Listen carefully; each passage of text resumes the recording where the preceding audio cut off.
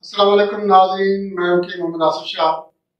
आसिफ मोहम्मद अपने YouTube channel में आप दोस्तों को खुशामदीद। नाज़रीन, आज का नुस्खा है गुर्दे की पथरी के लिए।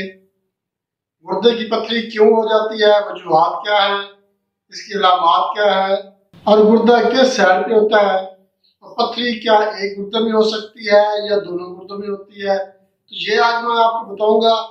इसके अलामात और वजूहात भी आपने ये वीडियो मुकम्मल देखनी है ताकि आपको एक एक बात की अच्छी तरह से समझ आ जाए। नाज़रीन, गुर्दे में पथरी की वजह से सोजिश भी आ जाती है। गुर्दे में भी सोजिश हो सकती है, पेशाब की नाली में सोजिश हो सकती है, पेशाब की रुकावट हो सकती है। और इसकी जो लोकेशन है गुर्दे की, इसकी लोकेशन ये है, ये कमर वाली साइड पे दाएं और बाएं साइड पे जो रीढ़ की हड्डी है, रीढ़ की हड्डी के 2 उंगलियां छोड़ के दाएं और 2 उंगली छोड़ के बाएं तरफ जो है ये गुर्दा होता है। ये पसली के बिल्कुल नीचे और रीढ़ की हड्डी के तकरीबन 2 से 3 अंगल के लेफ्ट या राइट साइड पे जो है ये दोनों साइड पे गुर्दे होते हैं। पथरी दोनों साइडों में भी हो सकती है और पथरी एक साइड में भी हो सकती है। जिस साइड वाले गुर्दे में पथरी होगी उस साइड में ही दर्द होगा, दूसरी साइड में दर्द नहीं होगा। दर्द जो है वो अगर पथरी गुर्दे में पड़ी है तो उस वक्त दर्द इतना फील नहीं होता, बस झुकते हुए या खड़े होते हुए या थोड़ा तेज तेज कदम चलने से ऐसे थोड़ी सी धड़क सी महसूस होती है। अगर गुर्दे से पथरी निकल कर नाली में आ गई है तो नाली में जब पथरी आ जाती है तो उस वक्त जो पेशाब की नाली में जो है ना वो आने की वजह से दर्द महसूस होता है। बाद दफा पेशाब की नाली में दर्द के साथ साथ खून भी आ जाता है, रेशा भी आ सकता है, क्योंकि पथरी अगर बड़ी होगी, साइज बड़ा होगा तो वो पेशाब की नाली में जख्म भी कर देती है। पेशाब में खून भी आ सकता है और पेशाब के साथ पी भी आ सकती है। ये इन्फेक्शन भी हो सकती है। इन्फेक्शन की वजह से इंसान को बुखार भी हो जाता है, हल्का बुखार भी हो सकता है और शिद्दत वाला बुखार भी हो जाता है। दोस्तों, ये पथरी का जो मसला है ये मरूसी भी होता है और वैसे भी हो जाती है खाने पीने की वजह से। जब हम ग़िज़ा में एहतियात नहीं करते, जो जी आया खाया, जो जी आया पी लिया, कोई एहतियात नहीं है, हिफ्ज़ान सेहत के मुताबिक हम ग़िज़ा इस्तेमाल नहीं करते, फास्ट फूड का ज्यादा इस्तेमाल करते हैं, कोल्ड ड्रिंक्स का, मशरूब का ज्यादा इस्तेमाल करते हैं। मशरूब बहुत नुकसानदेह चीज है।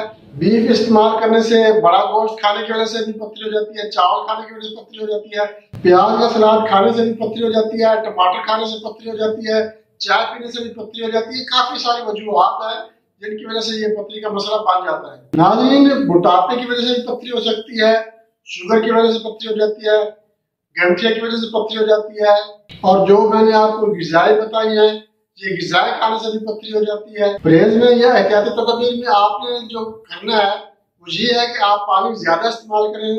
जो गुर्दे की बीमारी में मुब्तला लोग हैं वो पानी का ज्यादा इस्तेमाल करें, ज्यादा से ज्यादा पानी इस्तेमाल करें। शिकारबीन का शरबत बना के पी लें, कच्ची लस्सी इस्तेमाल करें या दही वाली जो लस्सी होती है चाटे वाली वो भी इस्तेमाल कर सकते हैं। नमक का कम से कम इस्तेमाल करें। आलू, पालक, टमाटर, प्याज वगैरह इन चीजों से भी परहेज करें और साथ में ये नुस्खा भी इस्तेमाल करें। इंशाल्लाह परहेज भी होगा, एहतियात भी होगी और ये नुस्खा भी होगा तो इंशाल्लाह सोने पे सुहागे वाली बात होगी। आपका पथरी का मसला गुर्दे में बेशक 18 mm की पथरी है, 10 mm की पथरी है, बड़ी पथरी है या छोटी, जितने भी mm की पथरी है, इंशाल्लाह इस नुस्खे के इस्तेमाल से पथरी जो है वो निकल जाएगी। आपने एहतियात लाजमी करनी है, परहेज लाजमी करना है और ये नुस्खा बनाकर इस्तेमाल करें, इंशाल्लाह आपकी पथरी से जान छूट जाएगी। दोस्तों, मैं आपको नुस्खे के एग्जाम बता देता हूँ। इससे पहले मैं आपसे रिक्वेस्ट करूंगा आप हमारा channel Asif Mohammad YouTube channel like और शेयर जरूर करें और हमारा जो नया दोस्त है उनसे मैं रिक्वेस्ट करूंगा वो हमारे चैनल सब्सक्राइब करें और बेल आइकन पे क्लिक लाजमी कर दें ताकि सबसे पहले आने वाली वीडियो आप दोस्तों को मिल सके। दोस्तों, नुस्खे के एग्जाम नोट कर लें। आपने क्या करना है, जो बड़ी इलायची है जिसको इलायची कलाम भी कहते हैं, इसके आपने दाने निकाल लेने हैं। ऊपर वाला जो छिलका है उसको आपने ज़ाया कर देना है और उसको जो दाने हैं वो आपने 50 ग्राम ले लेने हैं। और उसके बाद आपने लेना है कलमी शोरा। कलमी शोरा आपने अच्छी किस्म का लेना है, हल्का कलमी शोरा नहीं लेना जिसकी कलमी बनी हुई ऐसे कलमी होती है। आपने वो कलमी शोरा ले लेना है 50 ग्राम। और कफूर की जो टिक्की है, आपने टिक्की कफूर 2 इस्तेमाल करनी है। 2 कफूर की टिक्की आपने इनको ग्राइंड कर लेना है। कलमी शोरा जो है इतना सख्त नहीं होता, ये हल्का सही होता है, इसको भी आपने थोड़ा सा ग्राइंड कर लेना है। और जो इलायची कला है, इलायची कला के जो बीज है ये भी आपने ग्राइंड कर लेने हैं। अब ये तीनों चीजें ग्राइंड हो गई, आपने इनको मिक्स कर लेना है या जान कर लेना है।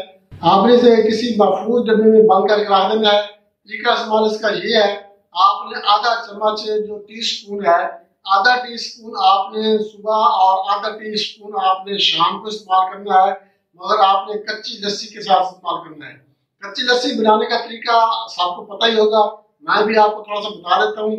आपने 1 गिलास पानी लेना है और उसमें आपने 50 ग्राम दूध डाल देना है, मगर ये ख्याल है कि दूध कच्चा ना हो, दूध कड़ा हुआ आपने 1 गिलास पानी में डालना है और हल्का सा आपने नमक डालना है। ये आपकी कच्ची लस्सी तैयार हो गई है। आपने कच्ची लस्सी की तरह सुबह भी इस्तेमाल करना है और शाम को भी इस्तेमाल करना है।